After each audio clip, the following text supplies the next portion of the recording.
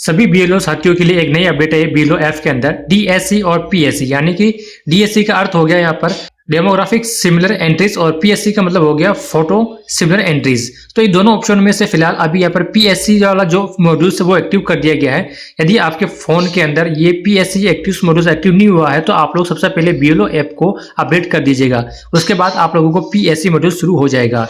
तो photo similar entries को आप लोग किस प्रकार से कंप्लीट कर सकते हैं आज की इस वीडियो हम लोग देखेंगे। इससे पहले यदि आप लोग मेरे चैनल पर नए हैं तो मेरे चैनल को सब्सक्राइब कर लीजिएगा ताकि बीएलओ से संबंधित आगे आने वाली जो भी अपडेट है सबसे पहले आप तक पहुंचती रहे। तो सबसे पहले आप लोगों को बीएलओ ऐप से लॉगिन होने के बाद में पीएससी इस वाले ऑप्शन पर क्लिक करना है। इस पर क्लिक करने के बाद में सबसे फर्स्ट वाला ऑप्शन देखिए पीएससी आइडेंटिफाइड। इस वाले ऑप्शन पे यदि हम लोग क्लिक करते हैं तो यहाँ पर दो ऑप्शन दिखाई देंगे, विथ इन पार्ट और across part. With in part का मतलब यानी कि कोई मतदाता है और दो मतदाताओं की फोटो या दो हो सकता है, तीन भी हो सकता है, चार भी हो सकता है। यदि इन मतदाताओं की फोटो सिमिलर है, सेम है और वो भी आपके पार्ट के अंदर, यानी आप किसी भी पार्ट के अंदर बीएलओ हो और आपके पार्ट के अंदर दो या तीन मतदाताओं की जो फोटो सिमिलर है तो यहाँ पर वो शो हो जाएगी। फिलहाल यहाँ पर नो डाटा रिकॉर्ड फाउंड बता रहा है, मतलब मेरे इस पार्ट में किसी भी प्रकार की कोई भी फोटो सिमिलर एंट्रीज नहीं है।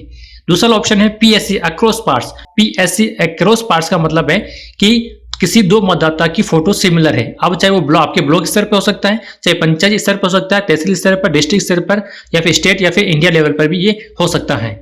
तो जो भी यदि आपके पार्ट्स में ऐसे कुछ सिमिलर एंट्रीज होगी तो यहाँ पर आपके सामने यहाँ पर शो हो जाएगी। जैसे कि देखिए एग्जांपल देखिए, इस एग्जांपल में दो पार्ट्स देखिए, ऊपर वाला जो फोटो है वो आपके भाग संख्या का होगा और जो नीचे वाला जो फोटो रहेगा वो किसी दूसरे भाग संख्या का होगा जिसका कि बैकग्राउंड थोड़ा सा व्हाइट रहेगा। आपके वाला जो भाग संख्या का जो वोटर होगा उसका बैकग्राउंड यहाँ पर इस प्रकार से दिखाई देगा आप लोगों को। अब देखिए आपको यहाँ पहचानना है, आपको इस मतदाता से कॉन्टेक्ट करना है कि क्या आपकी फोटो वास्तव में जो आपके भाग संख्या में है वो सही है या गलत है। यदि गलत है तो किस प्रकार से आप लोग सही कर सकते हैं आगे मैं आप लोगों को बताऊंगा, और यदि सही है तो आपको किस प्रकार से इसको कंप्लीट करना है वो भी मैं आप लोगों को आगे बताऊंगा। तो इस प्रकार से आप लोग इसको एक बार देख लीजिएगा। अब वापस आप लोगों को बैक आ जाना है और सेकंड वाला ऑप्शन चूज करना है चेकलिस्ट सबमिशन। इसमें आपको दो ऑप्शन दिखाई देंगे, पेंडिंग एंड कंप्लीट का। तो यहाँ पर हम लोगों को ये जो पेंडिंग दिखाई दे रहा है इसको आप लोग कंप्लीट कर सकते हैं। जैसे मान लीजिए मैं कोई एक एग्जांपल लेता हूं, जैसे मान लीजिए मैं 6 नंबर वाले इसको खोलता हूं तो यहाँ पर दोनों फोटो सेम आ रही है। अब मुझे पता है ये जो मेरी भाग संख्या की जो मतदाता है उसकी फोटो बिल्कुल सही है, ये मैंने उस मतदाता से कंफर्म कर लिया है। तो आपको क्या करना है, आपके भाग संख्या वाले जो मतदाता है उस पर यहाँ पर टिक करना है। इस पर टिक करेंगे तो यहाँ पर कुछ डिटेल ओपन। अब आपको यहाँ पर क्या करना है, रेस्पॉन्स फ्रॉम फॉर्मेट ए। ये जो फॉर्मेट ए है, ये फॉर्मेट ए आप लोगों को जो आपका एसडीएम ऑफिस होता है उस ऑफिस से आप लोगों को प्राप्त होगा, और उसको प्राप्त करने के बाद में उस फॉर्मेट में ये जो दोनों भी मतदाता दिखाई दे रहे होंगे उस मतदाता की फोटो डिटेल यहाँ पर शो होगी और दोनों में से कौन सी सही है उस पर आपको टिक लगाकर यहाँ पर इसको अपलोड करना होगा। तो ये आप लोग ऑफिस से फॉर्म को कलेक्ट कर सकते हैं। उसके बाद में इस चूज फॉर्म पे क्लिक कर आप लोगों को उसको यहाँ पर अपलोड करना है। अपलोड करने के बाद में यहाँ पर आप लोगों को रिमार्क दे रखा है, इस रिमार्क में आप लोगों को कुछ लिखना है। तो रिमार्क में आप लोग क्या लिख सकते हैं, आप लोग ये लिख सकते हैं कि जो मेरी भाग संख्या का जो मतदाता है उसकी फोटो बिल्कुल सही है, या फिर आप लोग ये लिख सकते हैं कि मेरी भाग संख्या की मतदाता की फोटो गलत है और जो दूसरा वाला जो भाग संख्या दे रखा है उस मतदाता की फोटो सही है। तो इस प्रकार से आप लोग यहाँ पर रिमार्क दे सकते हैं। अब हम लोग आगे चलते हैं। एक्शन का बटन आप लोग समझिए, यहाँ पर एक्शन के बटन में सबसे फर्स्ट वाला है ओरिजिनल। यदि आप लोग ओरिजिनल पर टिक करते हैं, ओरिजिनल का मतलब हो चुका है कि जो मेरी भाग संख्या का जो मतदाता है उसकी फोटो बिल्कुल सही है, तो आप लोगों को यहाँ पर ओरिजिनल पर टिक करना है।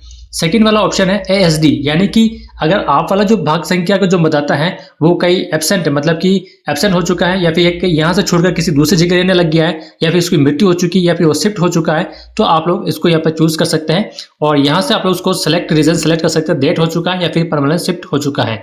और इस पर सेलेक्ट करने के बाद में आप लोगों को जनरेट फॉर्म नंबर 7 आप लोगों को यहाँ से भर सकते हैं। तीसरा वाला ऑप्शन है पीएन। पीएन ऑप्शन क्या है, फोटोग्राफ नॉट मैचिंग, यानी कि मतदाता तो सही है लेकिन उसको फोटो गलत है।